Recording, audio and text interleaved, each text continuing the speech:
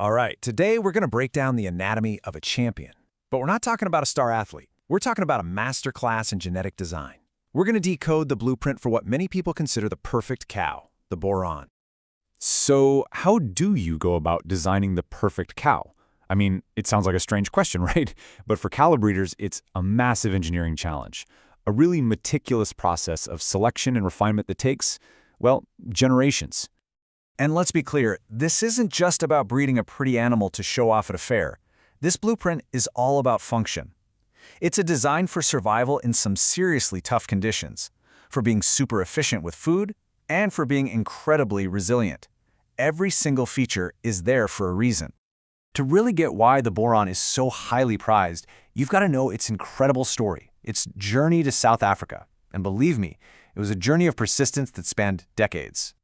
Just take a look at this timeline. The first try, back in 1962, it failed. It took almost 30 years and brand new tech like embryo transfers before that dream could even be a possibility again.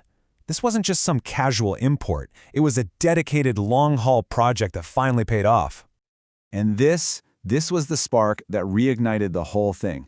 When Douglas Ralph saw those Boran herds in Kenya back in '91, he wasn't just impressed, he was completely blown away. You can just feel the passion in those words, right? He saw something truly special, something worth fighting for. So, what did he see? What is the big secret behind the Boran? Well, the answer is laid out in a document called the Standard of Excellence.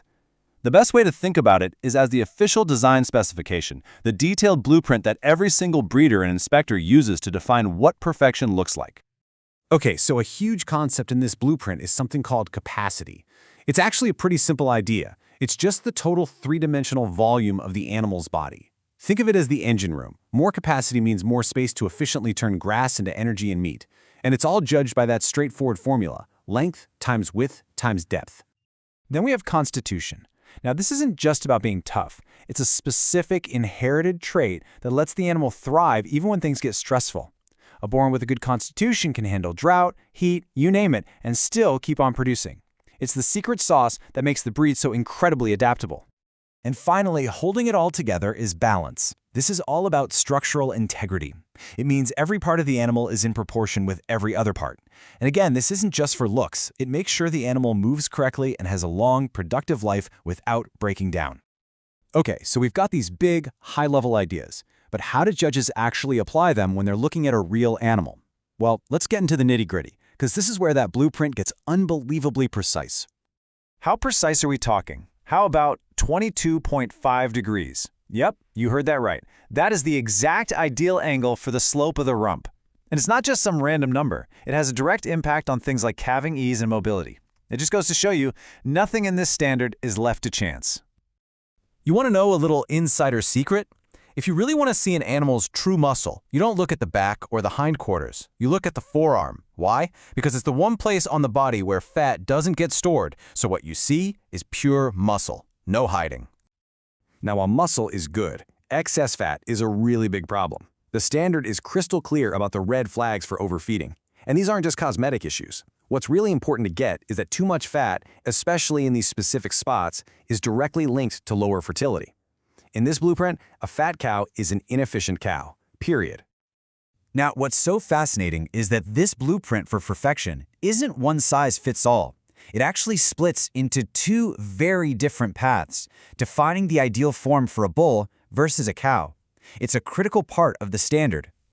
So let's start with the head and neck. For a bull, the standard calls for pure strength and power, a muscular neck, that classic hump, and a darker color. It all signals virility. For the cow, though, you want the exact opposite. She should be neat, feminine, with a flat, smooth neck that reflects her completely different role. And that contrast continues right down the body. The bull is a picture of raw power, robust, with very well-defined muscles. The cow, on the other hand, is built for fertility. She's finer all around, her muscles are smoother, and her body forms this classic wedge shape, narrower at the front and deeper in the back, giving her plenty of room to carry a calf. So, we've looked at the history, the principles, the incredibly fine details. But what's the ultimate goal of this entire blueprint? Well, it all comes down to one simple, powerful concept: survival. And this is maybe the most important takeaway from all of this. Every single rule, from that 22.5-degree rump slope to the shape of the neck, is there for a very specific reason. It all ties back to building an animal that is structurally sound and functionally efficient for its entire life. And these are the pillars that hold that whole idea up.